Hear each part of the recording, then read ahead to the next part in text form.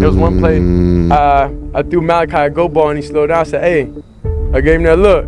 I said, bro, we can't afford that, bro. Now I know whether I like what he says or not, that's going to be 100% real. Now I don't got to worry about politics or games being played. He's going to keep it real with me from jump. No. Todd Monken has been in Cleveland for one offseason, and Browns players already sound like a different team. Cecil Shorts is calling him a straight shooter. Shedeur Sanders is out here talking about accountability like it's a religion. And buried in one interview is a small moment that tells you more about where this offense is headed than any headline ever could. Shedeur threw a go ball to Malachi Corley. Corley slowed down, and what Shedeur said right after explains exactly why Todd Monken already trusts him with this offense. Stick around, because this one detail says a lot about Cleveland in 2026. Here's something you almost never see: Browns media agreeing on anything, let alone agreeing on something positive. For years, the conversation in Cleveland has been about who gets blamed next, who's on the hot seat, what went wrong this time. And now, out of nowhere, the story is Todd Monken and how fast he's changing the culture in that building. Cecil Shorts, who played with Monken back in Tampa Bay, didn't hold back. He called him real, straightforward, honest, a guy who tells you the truth whether you want to hear it or not. Shorts said that as a player, that kind of honesty means everything because you know exactly where you stand. No politics, no games, just the truth every single day. That's not just a nice thing to say about a coach. That's the exact quality that builds trust with a young quarterback trying to find his footing in a new system. And Shorts didn't stop there. He talked about Monken's track record, the offensive coordinator jobs at Georgia and Baltimore, the ability to get the best out of his players no matter who's on the roster. He specifically mentioned Harold Fannin and how excited he is to see Monken use multiple tight ends and multiple backs to get the ball to his playmakers. But here's the thing. Coach speak from a former player is one thing. What the actual players in that building are saying right now, in real time, is a completely different signal. And that's where Shedeur comes in. When Shedeur was asked what feels different this year compared to his rookie season, he didn't talk about schemes. He didn't talk about plays. He talked about the vibe, the overall feeling of responsibility that's now sitting on every single player in that quarterback room and beyond. He said it plainly. There's an expectation now that wasn't there before, and that's not something a coach can fake his way into. That's something a locker room either buys into or it doesn't. So when you put those two things together, a respected former player calling Monken the most honest coach he's ever had, and the actual starting quarterback talking about a new standard of accountability, you start to see the shape of something real. This isn't hype. This is a culture shift, and it's happening fast. And you have to understand how rare that combination actually is. Plenty of coaches get praised by ex-players who have nothing but nice memories and no real stake in how the current locker room is running. That kind of praise is easy to write off. But when the current starting quarterback, the guy actually living inside that building every single day, is independently describing the exact same qualities without being asked to compare notes with a former player from a totally different city, that's when you stop calling it coincidence and start calling it a pattern. Two people, two completely different vantage points, same conclusion. That's usually the strongest kind of evidence you can get in a business full of scripted answers and safe quotes. Cecil Shorts, right? If you don't know who Cecil Shorts is, you need to go back and watch some more football. You need to educate yourself. Here he is speaking about the coach, the coach that Todd Monken is. And he's real. He's straightforward. He's honest. He's a guy that's a straight shooter. And I think y'all seen that in the media. Like he just tells it how it is. He don't care how you like it, how you going to take it. That's just who he is. He stands on his business. And for a player, that means a lot because now I can trust him. Now I know whether I like what he says or not, that's going to be 100% real. And I don't got to worry about politics or games being played. He's going to keep it real with me from jump. So as a man, I know he loves the Lord. He's a family man, loves his wife and his kids. Does an awesome job taking care of his buddies and his friends that's close to him and near and dear to his heart. But he's special, man. He's already got a special place with me. I was with him for one season in Tampa Bay, and he's the real deal. One of the best receiver coaches I've ever had. Hold on, though, because the culture talk is one thing. What actually happened on the practice field is where this story gets interesting. Let's get into the actual moment, because this is where the "we can't afford that" line comes from, and it's more important than it sounds on the surface. Shedeur described a specific rep. He threw a go ball to Malachi Corley. Corley slowed down on the route. Now, in a lot of quarterback rooms, that's just a rep. You move on. Nobody says anything. But that's not what happened here. Shedeur said he gave Corley a look, and then he told him straight up, "We can't afford that, bruh." Think about what that actually is. That's a young quarterback in his second year holding a teammate accountable in real time on the practice field without a coach needing to step in first. That's not something you see from a guy who's still trying to prove himself or still worried about stepping on toes in the locker room. That's a guy who already feels like this is his team. And here's the part that connects it back to Monken. Shedeur didn't frame this as him being the tough guy. He framed it as a shared standard. He said guys give each other chances, and when things don't go the way they should, at the end of the day, everyone has a deeper connection, and they understand what the standard actually means. So the next time Corley lined up one-on-one, he ran the route the right way and made the play. That's the loop right there. Standard gets set, standard gets enforced by a teammate, not just a coach, standard gets met. That's not something you install with a playbook. That's something a head coach builds by being consistent, by being honest, by doing exactly what Cecil Shorts described. No politics, no games, just the truth, every single day until it becomes how the whole team operates.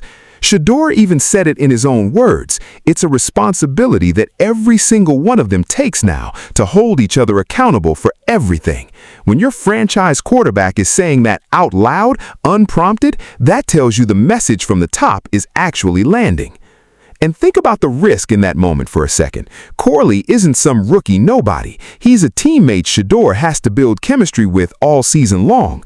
Calling him out in front of the group, even quietly, even respectfully, is not a zero-risk move. A quarterback still trying to lock down a starting job could easily decide that's not his job to police. He could let the coaches handle it and stay in his lane. Shedeur didn't do that. He stepped into it on the spot in real time, and the result wasn't friction.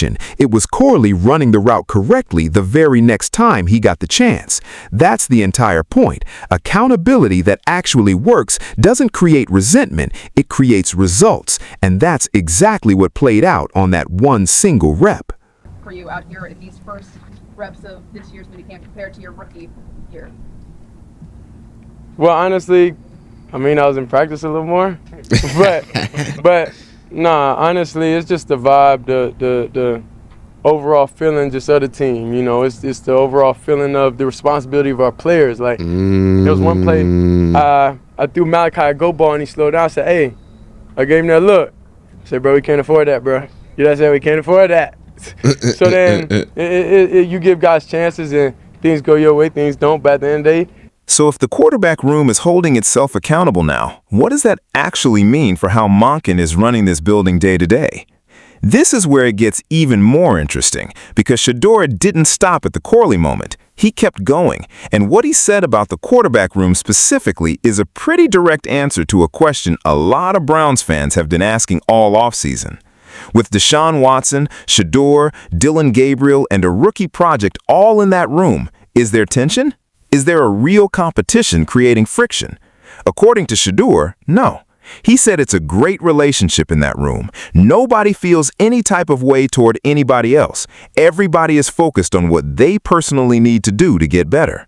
That's a pretty remarkable thing to hear from a guy who was in a legitimate battle for the starting job.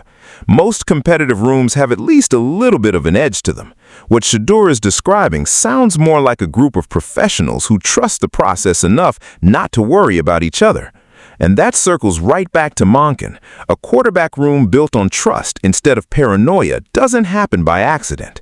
It happens because the guy running the offense has been consistent enough and honest enough that nobody feels like they need to protect themselves.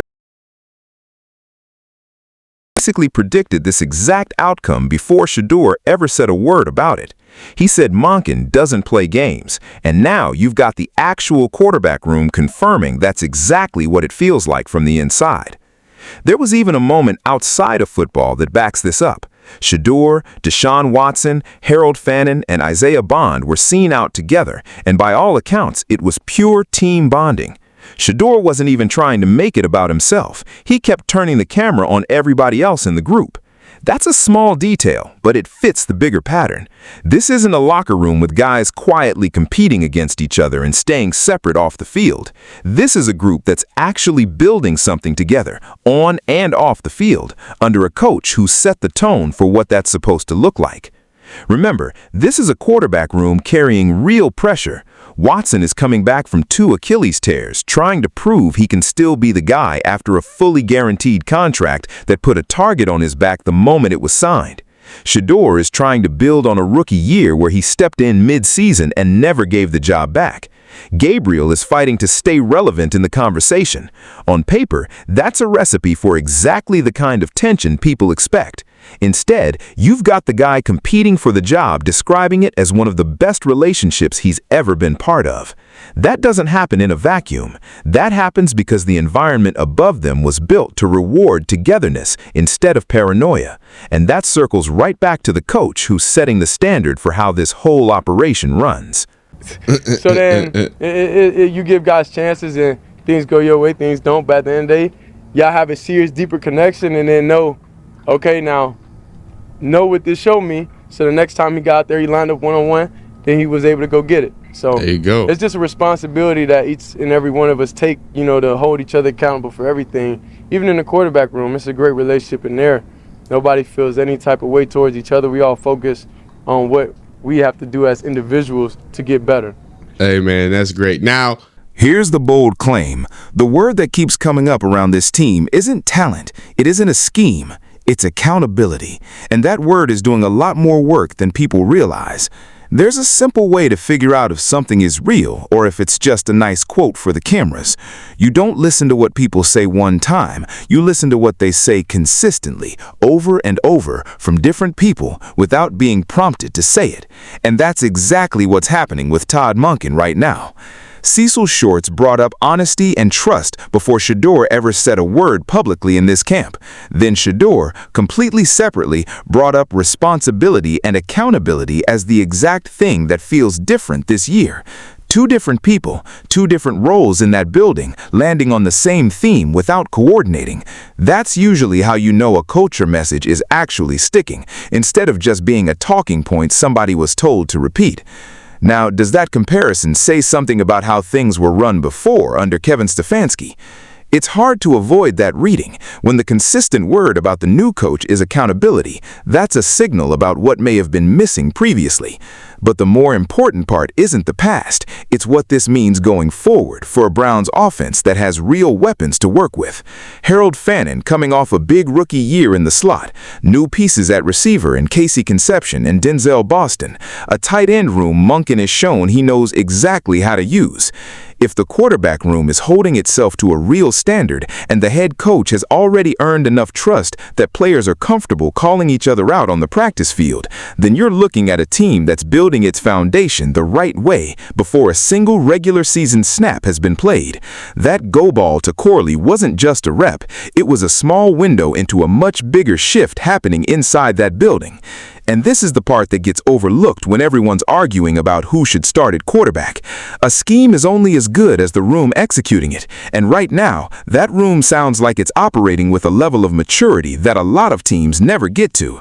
You can have all the slot targets and multiple tight end sets in the world, but if the locker room isn't buying in, none of it shows up on Sundays. What Shedeur described is the opposite of that problem. It's a group that's already policing itself, already speaking the same language, already understanding what the standard is before a coach even has to raise his voice. That's the kind of foundation that makes a creative offense actually function, instead of just looking good on a whiteboard. One of the biggest sayings for me is I don't really care what people say about you. I care what they say consistently about you. And the consistent thing that has been said about Todd Monken, his system, his regime is accountability, accountability, accountability. Now, does that probably paint Kevin Stefanski's regime as, a lot less accountable? Yes. But focusing on positivity, I think it's important to understand that from the get-go. Reality check. None of these guarantees wins in September. But culture is usually the first domino, and right now, every single domino is pointed in the same direction. So let's put it all together. Cecil Shorts, a guy who actually played for Monken, says he's the most honest coach he's ever had. Shedeur, the quarterback trying to win the starting job, says the whole vibe of responsibility on this team is different this year. And then you've got an actual moment on tape, Shedeur holding a teammate accountable mid-practice that proves the message isn't just talk, it's being lived out play by play. That's not a coincidence. That's what happens when a head coach builds trust the right way, by being consistent and honest instead of playing politics. And when the quarterback room starts to operate that way too, holding each other to a standard without needing a coach to step in every time, that's usually a sign the culture shift is real.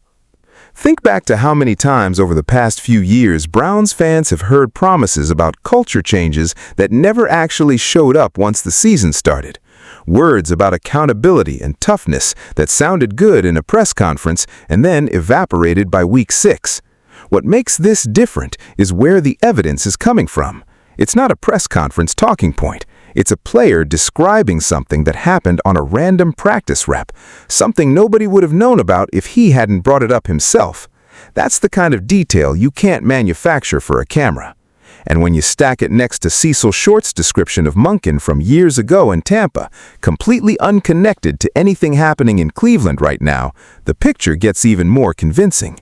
This is a coach whose reputation for honesty and standards has followed him across multiple organizations, and now it's showing up in the exact way you'd hope for a team that's been searching for a stability at the top for a long time.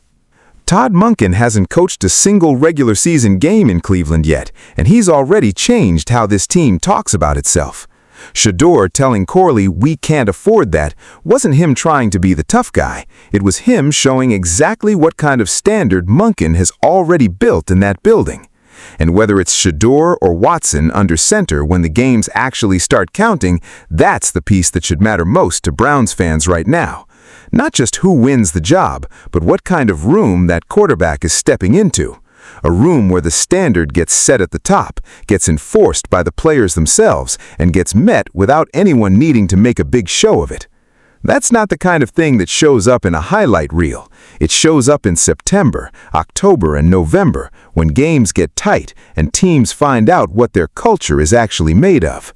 So here's the question for you. Do you think this accountability culture translates into real wins this season, or do you think it's still just talk until the Browns actually take the field? Drop your answer in the comments, smash like, and subscribe.